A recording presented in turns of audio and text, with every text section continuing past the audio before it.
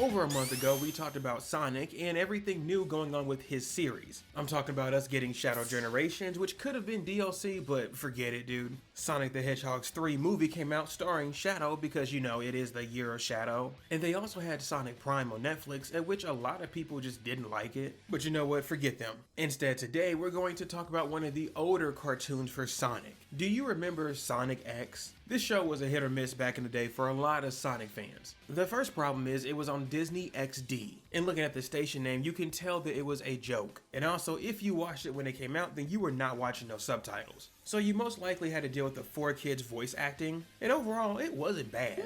It wasn't great, but it wasn't bad. But regardless, this is where most people believe that Sonic X's TV series really started. And if you're a lucky person like me, then you've probably seen this series at least once from start to end. And to tell you an honest secret, Sonic X was actually pretty solid. Now look, I'm not gonna go crazy about the series because there's some things that could have been better. But to break it down, Sonic X gives you the usual Sonic formula where they just appear out of nowhere.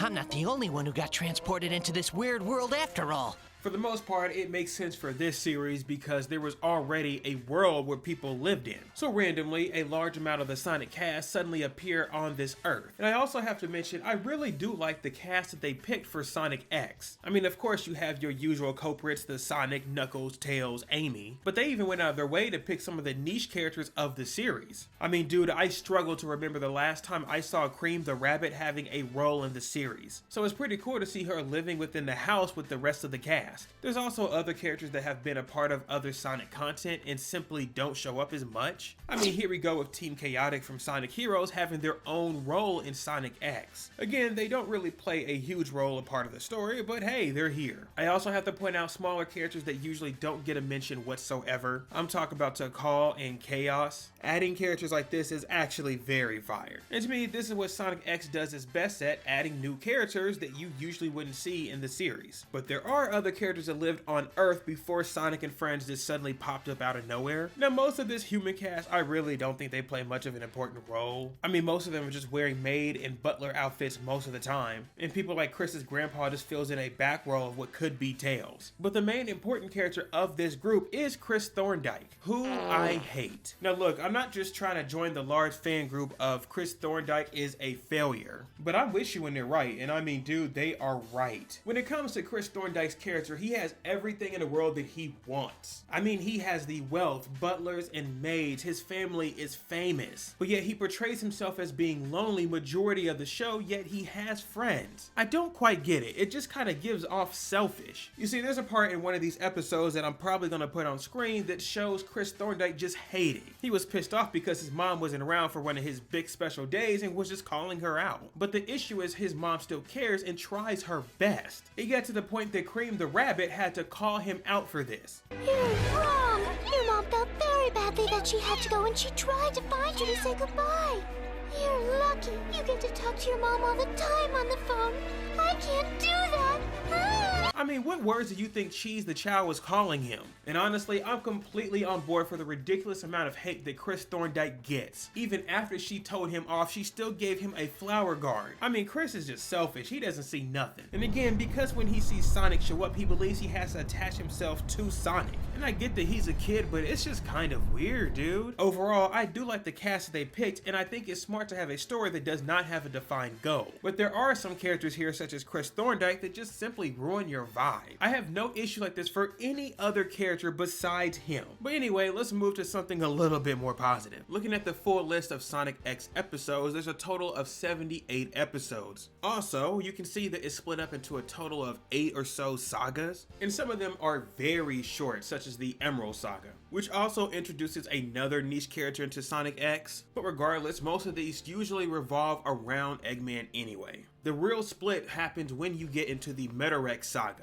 Yet again, you see other evil robots that want to get their hands on the emeralds. So I really don't care about them that much. I kind of feel like they're a copy paste. But we're introduced to a brand new character that's exclusive to Sonic X. I'm talking about Cosmo. Cosmo by herself is a very interesting character because you can tell she's not like the other cast. Obviously, looking at her size, she resembles the Sonic cast for the most part. But the difference is she's not based off of an animal. She's instead based off of a plant, and you can tell by her little earbuds. So again, for the Sonic series, you can say this is kind of groundbreaking. I mean, you may have some characters like Emerald that are based off of robots, or even Chao that aren't really based off of any type of being. But we've already had explanations for these characters. So when it comes to Cosmo, I think majority of people actually like her as a unique character. I mean, what are you comparing her to? Chris Thorndike? Plus, another interesting part about Cosmos is she introduces a new love relationship with Tails, which honestly, I don't quite know how I feel about that one. I mean, you are a Sonic fan, you know what it's like. There's some characters such as Sonic and Amy, even though it's a one-way streak, there is some type of love interest. And then there's characters such as Knuckles and Rouge and whatever the crap they got going on. But finally, because of Cosmo, we have our third main character that has a love interest. Now, even though Tails is in the single digits, so it feels kind of weird, I'm happy for my boy. He's been around for a long time and deserves to shoot his shot. Too bad his shot doesn't really last too long. Otherwise, when it comes to Sonic X, Metarex saga is what you're looking for if you need some darker action. Now, I also need to say this because if you're a fan of Sonic, I'm sure you've seen many different types of media and games. As I mentioned before, Sonic X is one of those shows that brings a lot of character involvement into the series. But also Sonic X has its own take of integrating games such as Sonic Adventure 1 and 2. It's not a complete one-to-one, however, situations such as Chaos were really derived from Sonic Adventure. And honestly, this kind of makes it better for the show because how do you mess up the source material?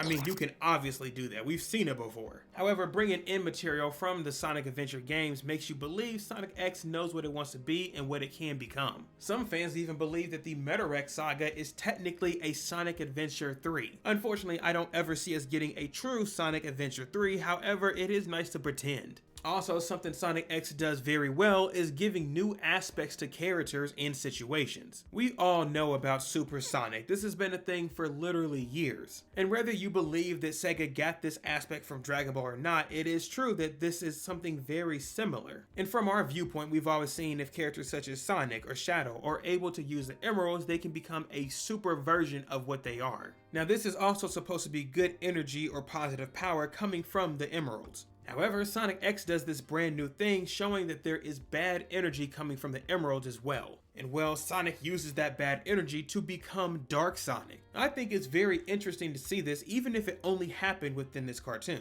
Not to compare it too much, however, things such as a false evolution even exist inside Dragon Ball. Power-ups within Dragon Ball such as a false Super Saiyan or even a super form does exist. And really, this is one of the first times we've ever seen a false form of something else. I really do wish the series continued to elaborate on these forms more often. I mean, most characters within the series don't have this ridiculous strength besides Sonic and Shadow. But if you're going to continue to make these crazy bosses like this, you might as well try something different. Regardless, I do think that Sonic X did a lot of things that some of us just wanted to see at least once. What's even more crazy is this show was so lit they were willing to have Eggman correct Sonic.